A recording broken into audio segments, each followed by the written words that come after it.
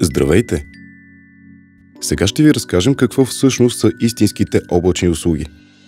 Много доставчици претендират, че осигуряват облачни услуги, но в голяма част от случаите това не е така.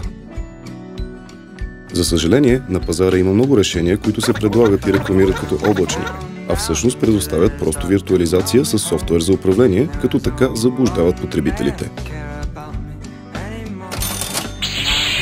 Разделянето на един физически сървър на няколко дяла, което на практика представлява виртуализацията, е една много малка част от изграждането на истинска облачна среда. Облачните услуги са напълно автоматизирани.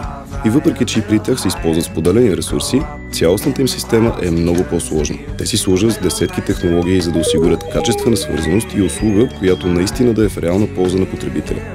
За разлика от виртуализацията, параметрите на облака могат да се променят постоянно и лесно от самия потребител, без помощ от техническа поддръжка, а ресурсите да се използват само когато са нужни. Освен това, нивото на сигурност при истинските облачни услуги е в пъти по-високо, защото всички компоненти, устройства и мрежи са дублирани и резервирани.